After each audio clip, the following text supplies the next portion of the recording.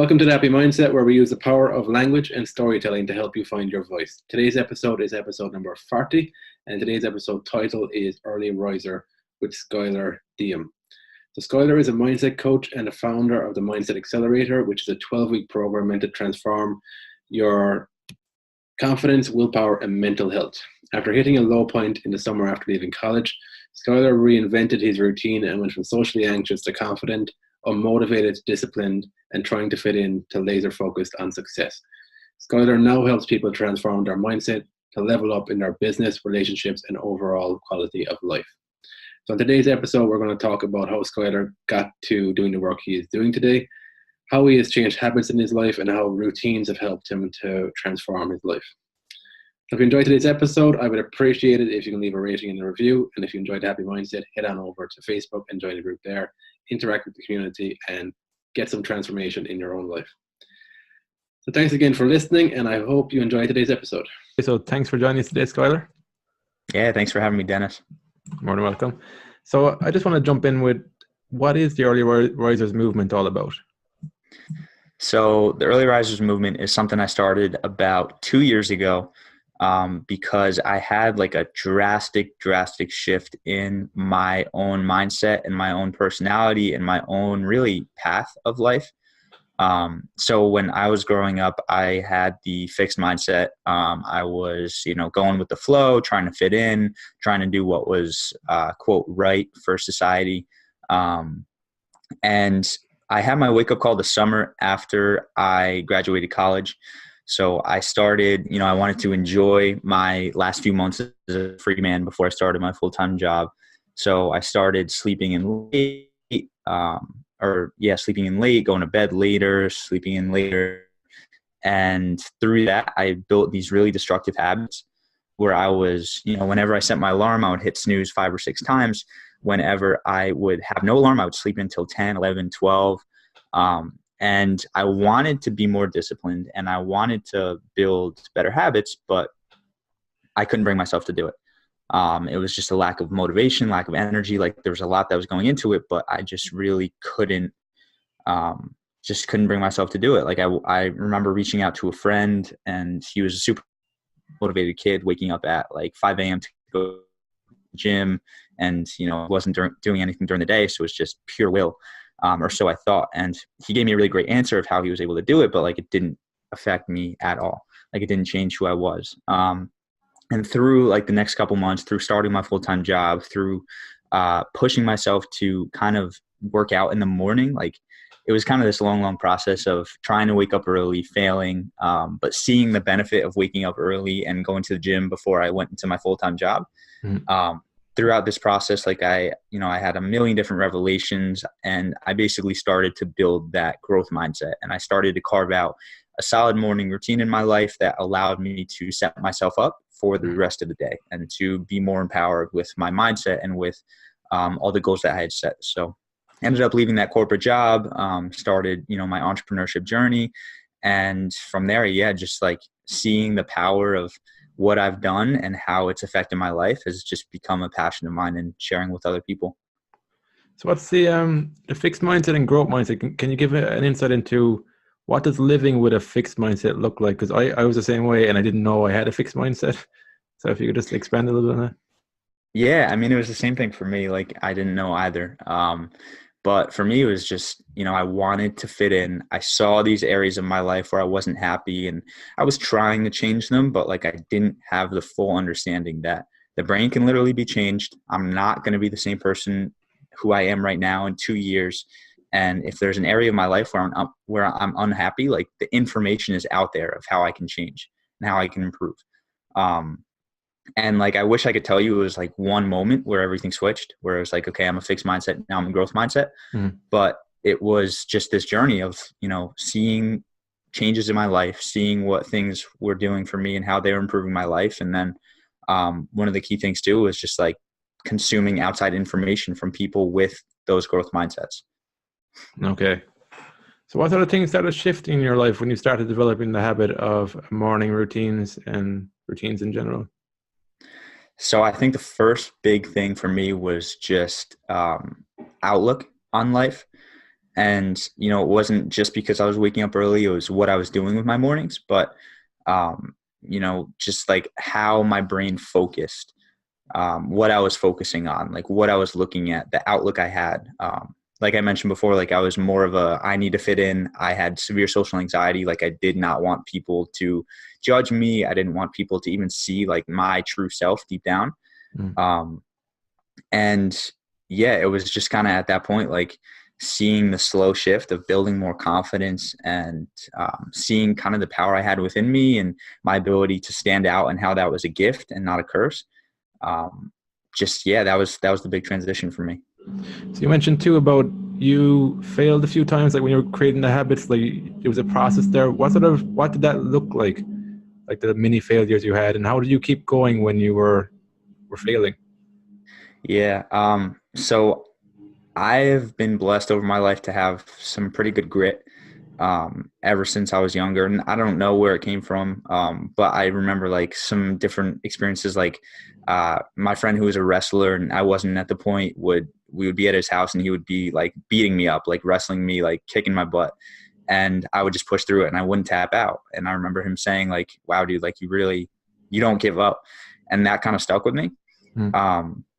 But like when it came to waking up early, the things I struggled with was the idea that I wasn't a morning person. And so I would wake up and like I was in the habit from years and years of just rolling over, pressing snooze, going back to bed.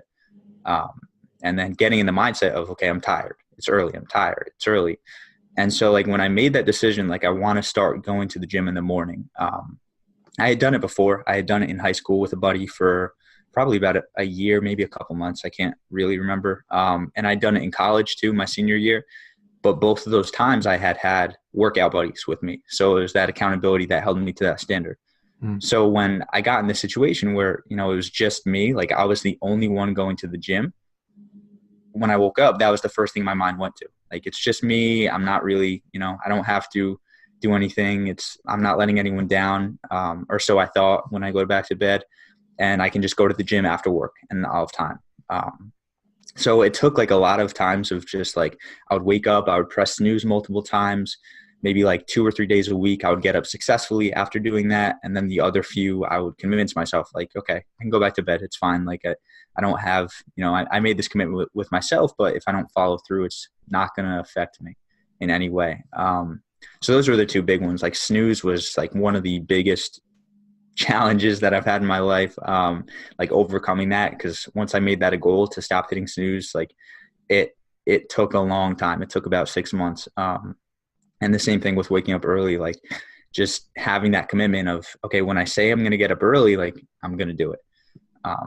And of course there's a lot that goes into it, like how much sleep I was getting, how my sleep quality was, like all that stuff. But yeah, changing that and going through that and like really not giving up throughout that process and saying like, this is something I'm going to accomplish was ultimately what allowed me to stick with it. Because if I had done that for, 5 months and tried and then been like, well, I guess like, I'm not a morning person, I'll never be one, then I don't know where I'd be right now. So like during that process, how did you know when something wasn't working and you shifted to a different thing to get you up? Because I'm presuming you went through different things you tried until you got to what worked. Yeah, it was a lot of research. It was like research online because obviously people have done this stuff before. But it was also kind of just like learning different tactics of self-growth and applying that to waking up early. So just like an example, one of the things I did was I would set my alarm across the room. So I'd have to get up and get out of bed. And that's obviously a recommendation that a lot of people will give. But then there's other things like learning about how habits work and how you can, we get in this pattern of something happens and then we respond to it and we build a habit through that. Mm-hmm. So if we get in this pattern and we interrupt that pattern, which was something I learned through one of the books I read, then you can change the habit. And so for me, like thinking about that, and it was like, okay, every morning my alarm goes off and then I want to press snooze and I want to get up. So like, what if I changed my alarm? Like, what if the sound I'm used to hearing when I wake up is different when I wake up? Mm-hmm. Then that, that interrupts my patterns, and then I can, change my thought process, change my mindset, and then get up. Were you aware of the power of habits and patterns before you went through this? Not really, to be honest. I read the book called The Power of Habit, actually, by Charles Duhigg, and that changed everything for me, because it was it was less of an idea of, oh, we just do these things and we got to try really hard to stop doing them. And it switched that once again to more of a growth mindset. Like, there are tools and techniques that you can use to change this. Mm-hmm. What did you pick up from that book? Does he talk in that book? Was it like, I think in that book I started realizing it on a brain level, how powerful habits are, because there was something to do with some, I can't even remember, it was so a while ago that I read it. Was somebody had amnesia and he could still remember it because it was drilled into him or something like that? Yeah, I read it too. It was like probably over a year now. But I do remember that, like, this guy had a part of his brain that he had no short-term memory, or possibly long-term memory. And so, like, he did not remember who he was. He couldn't remember like anything, but he had this habit ingrained of, like, he somehow knew how to get back to his house. Like, he disappeared one day and then he came back and everyone was like, how did you know to come back here? And he was like, I don't know. Like, he had no idea what they were talking about. But yeah, because he had that habit of, finding his way back home or whatever that was, like, it allowed him, even though he had no memory, like, he couldn't deal with that, like, he was still able to find his way home. How did you start? So you went through that process yourself, and how did you start? When did you start the early risers movement? When did you start realizing that it wasn't just you this could help, that you could actually help other people as well? So it was kind of a transition. It was like a weird process for me. So I started off before all that stuff with early risers, because it's morphed like a lot over these past 2 years. And what it was when I was in high school, waking up early to go to the gym, and when I was in college, waking up early, I would see the same people there every day. And to me, that was really cool. Like, I felt proud. Like, I'm always tired, but I can get up early and go to the gym while everyone's still sleeping. Like, that's pretty cool.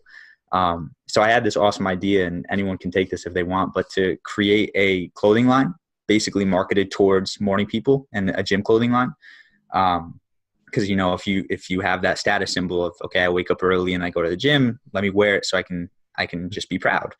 And so that was that. But then through, like, trying to build an audience, trying to build customers because I was doing it with a friend at the time, before we launched the clothing brand, through building building an audience, that's when I started to find out more about mornings, find out more about morning routines, find out more about habits, growth mindset, all that stuff. And so through that process, it morphed. Like, it was like, wait, like, I don't have, like, clothing line, maybe not the best idea, a lot of inventory, a lot of clothing lines out there. I don't know much about business. So it switched. And there was, like, a lot of other ideas in between there. But this is ultimately the one that ended up on, like, just mindset in general, and understanding how what you do in the morning and what you do every day affects who you become. So how do you help people? So you're a mindset coach. Like, what is a mindset coach, and how do you help people? So, all right. So the mindset coach term is something I settled on. I was really going back and forth, because my message is, like, we can wake up early and we can change our lives. Plain and simple. Like, if you have a morning routine, you start your day on a better note, that snowballs to the rest of your day. Every day you do that, you have weeks of good stuff, months of good stuff. And so through that, when I started, I just lost my train of thought really bad. Okay. What was the question again? The mindset coach. Mindset coach. Yeah. I got it. Yeah. So out of, like, all the things that waking up early can do for you, I decided to land on the mindset, because that's the biggest change I saw in my life. Going from someone who is socially anxious, not confident, going with the flow, fixed mindset, to where I am now. To me, that was the biggest way to frame it. It was like, if you can improve and literally transform your life this much, it starts with the mind, because you can wake up early and you can, be on your phone scrolling through social media for 4 hours, but that's not doing anything for you. So with mindset coach, basically what it is it's creating the habits and routines and taking the action. So, like, I think a lot of people, when they hear mindset coach, they think it's just kind of like digging into the mind and that's it. But something I like to do is, like, focus on the taking action part, and through the taking action, the mindset comes. Yeah, that makes sense. Yeah. Like for me with the mindset, it is about framing things when you're going through the action, so you're actually making progress. You're not getting, because I feel when people haven't got the mindset right, that you get bogged into the first failure and you stop and you start and you stop and you never have that grit and resilience and way of looking at things. So yeah, I resonate with that. Exactly. So actually, you touched on a good point there. So it's not just about getting up early; it's actually what you're doing in the morning. So what type of stuff do you do in the morning to set you up for the day ahead? Yeah, so I love my morning routine. It's probably one of my favorite parts of the day. There's a lot that goes into morning routines. Like you can do a lot, but the main two things I'd recommend for people are spark your mind in some way and spark your body in some way. So whether that's, 5 minutes of jumping jacks or going to the gym for 2 hours, and then for the mind, whether it's, meditating for 10 minutes or focusing with gratitude on the things you're thankful for. But for me, so I wake up and I immediately drink a glass of water, rehydrate, because that really gives you like a boost of energy, which if you are at the time, quote, not a morning person, that'll help. And then when you go through that, then I come upstairs and I do a gratitude exercise. So 3 things I'm grateful for. And then I have like a couple questions I start my day with that is part of Brendan Burchard's high performance planner. Mm-hmm. And when I go through that, then I have a goal list that I read through. And it's just kind of like a reminder, again, sparking my mind, getting me excited for today, getting me excited for the future. Then I make my bed. A huge advocate for making your bed because it's like a small win and it kind of affects the mind in a really, really strong way.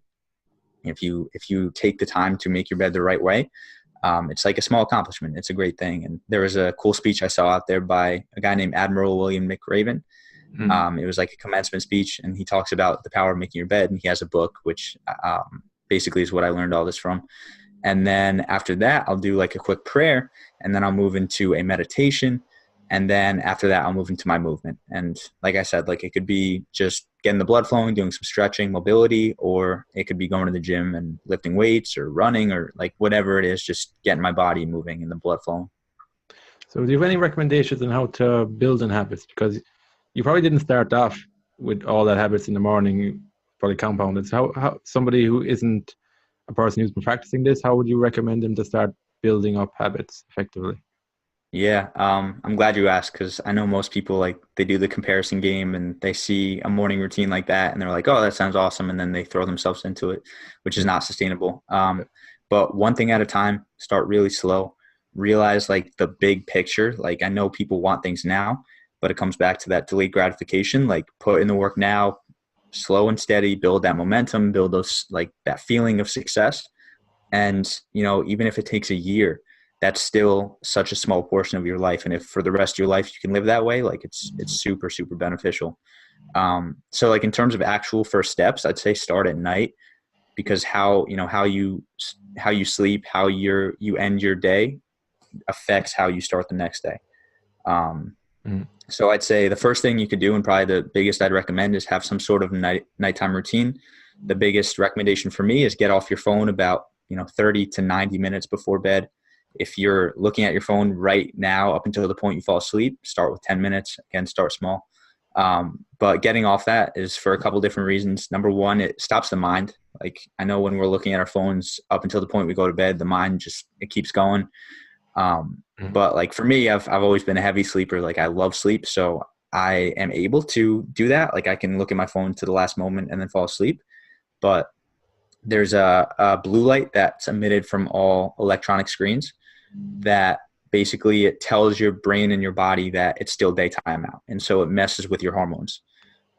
So there's this hormone that helps you sleep called melatonin. And when you look at your phone screen every hour that you look at it before bed, it suppresses your melatonin for, I believe, 30 minutes. And so you can fall asleep, but you're not going into that deep, repairful sleep. So again, if you get off your phone, you have some time to allow your hormones to adjust for sleep. You fall asleep, you have a better night's sleep, you have more energy in the morning, and you can perform at a higher level with whatever you want to create in the morning. Sounds good. How about so you talked there about 10 minutes of meditation or 10 minutes of whatever. I found in myself and then from observing other people as well that 10 minutes sounds really small. But like in your own life, how did you see that? What sort of benefits were you seeing by just like doing 10 minutes of meditation a day for a month? Or what was your practice? Because that's how I started with meditation. It was like 10 minutes a day for a month. It wasn't necessarily I do that for forever, but it was like I benefited from that month just to see the craziness that's going on in my mind if I'm not conscious of it. So It's crazy, man. yeah. Yeah. So I've been doing this for like a year and a half, and just like last month I bumped up to 15 minutes, sometimes 20. But usually 15. So like I've been doing 10 for a year and a half, and the benefits are crazy. Like if you think about just momentum in general and building up 10 minutes every single day, like that adds up. Mhm. But for me, like the things I've seen is number one, I'm more present. Like my mind's not all over the place. I'm not always thinking about the past, always thinking about the future. But number two, like there's a space, and we talked about this in my podcast episode, which is awesome. Mhm. But like the space between an event and how you react, like I used to be that person, like something would happen and then immediately be reaction, anxiousness, anger, whatever that was. But meditation has allowed me to create that space in between. So instead of immediately reacting, it's going back to like what you talk about, like asking questions and how can I respond to this? Mhm. And it's made me more peaceful. It's made me more confident. It's made me like, or allowed me to be more present in conversations. So I'm not always thinking about like, what do I look like? What am I doing wrong? Like I can just be present in the moment. But yeah, it's had some major awesome effects or major awesome benefits on my life. Would you say consistency is the key? Like when it comes to language learning, even well for me, I'd recommend somebody spend 10 minutes a day, every day, then 2 hours once or twice a week. What's your 100%. yeah. 100%. There's a certain it's just an amazing feeling when you start to build that feeling of success. It's not even about like, for me, like obviously the momentum is a huge part, but when you are consistent, like when you do something on a consistent basis and you follow through with that commitment, it gives you the satisfaction, and it gives you this really, it is a feeling of success. And when you can notice that feeling and focus on that feeling, then you can kind of level up the game and do a little more. And yeah, it really, like, you build momentum, and it's so different from, doing, like you said, like doing 2 hours twice a week rather than 10 minutes every day. Actually, you mentioned about keeping your commitments. How have you seen that play out in your own life when you weren't keeping your commitments versus when you started keeping your commitments to yourself? Yeah, it's you build confidence, definitely, when you start, because you begin to trust yourself more and you believe in yourself. It's like, okay, if I set out to do this, like I have the ability to do this. Like I can actually do this, whether I'm nervous, whether I'm scared, whether I don't feel like it, whether I don't think I have the willpower. Like if I say I'm going to do something and I follow through with my commitments, you trust yourself, you believe in yourself, like you start to love yourself more. And in no way am I perfect. Like I don't want to get that across. Like I've absolutely, like I'll make a commitment at times and not follow through or fall short or something. But like the majority of the time, if you are consistently setting these high standards for yourself and you never follow through, like I was doing at the beginning, like I'm going to wake up at 5 a.m. and then snooze till 6 or go back to bed till 7. Yeah, it's not a good feeling. Like you start to question your self-worth a little bit. You start to think, okay, maybe I'm not good enough. Maybe I can't do this. But when you do build that, when you follow through with your commitments and you build that momentum, again, like confidence, like you believe in yourself. And it's just a really, really effective way to change your self-image and to change the way you act in certain situations. The other thing I was curious about is when we break the habit. So when the habit isn't going, I see the tendency for people to just quit because they don't want to. It doesn't really, for me as well, it didn't even occur when I started to begin with habits that I could just start again without like quitting.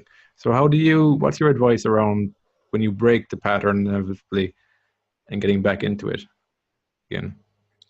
So you're saying that when we want to break a habit and then we kind of fall back on it? Or when we're in like a good habit, but like we miss a day here or there, and all the time that can be demotivating for somebody, and they just give up entirely altogether. That's happened to me in the past.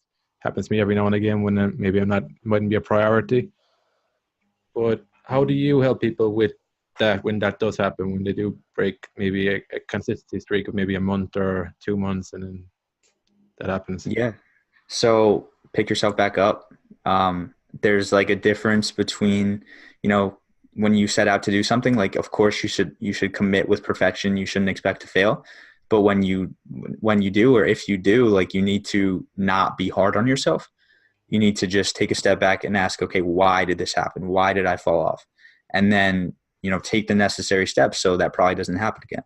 So like if you're trying to, eat healthier and you end up driving to McDonald's and getting like a fast food meal, like ask yourself, okay, why? What spurred this? Like it happened. I can't change that. I'm not going to feel bad. I'm not going to really be down on myself, do that negative self-talk, but like, how can I prevent this from happening again? Like what steps can I take? Cool. The other thing I was curious about is that when did you start noticing that your social anxiety was linked to your changes here in habits and behaviors and mindsets?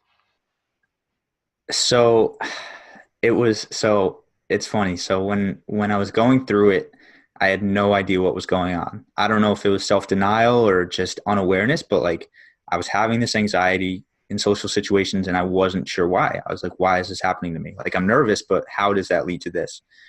But then when it started to slowly go away and when I started to work on myself, I started to realize like, okay, this came from an idea of like who I am deep down isn't good enough. Like I was truly terrified to be myself around people and to allow people to possibly not like who I was. Cause that was like the most painful idea in my life. Like if I put myself out there, like vulnerability, like being my true self and people make fun of me, people don't like me, people are mean, like that was such a painful idea to me. But then when I kind of like started to build that confidence, started to build all of this, and I look back at it, it was like, okay, like it's not as uncomfortable for me to be myself now in certain situations. And once again, not perfect, not where I want to be, but I'm okay with who I am. I'm proud of who I am. And that ability to put myself out there and be okay if someone doesn't like me it's freeing. And it was something that like, once I noticed it, it was like, I latched onto it. It was like, okay, what else can I do to build my self-confidence? Cause this is truly amazing. Mm-hmm. Cool. That's cool, man. I think that's a common one for me as well. It's the same thing. It's like when you're really being yourself, there is that fear of like, what if people don't like the real me? But like you said, it's freeing when you realize that some people like you, some people won't. And it's like, it's not the be all and end all of everything. So Definitely. Cool. Yeah, it's been a great conversation. How would these guys find you online? Yeah. So I'm pretty active on Facebook right now. I have a Facebook group, or you can just add me, Schuyler Diehm. Spelling is definitely not what you think it is, so double check before you spell it out. And then I'm pretty active on Instagram too, at Early Risers Movement. And if you shoot me a DM, say hello. I love connecting with people on there. So, or on Facebook, just love connecting with people in general. So hit me up if you like what you heard and if you want to connect, and yeah, that'd be awesome. Cool. Yeah, thanks for your time today, Schuyler, telling us a bit about your life and how habits and mindset and asking different questions has helped you to become the person you are today and what you're doing in the world. So thanks for taking the time out. Thanks, Dennis. Yeah, this was awesome, man. Thank you.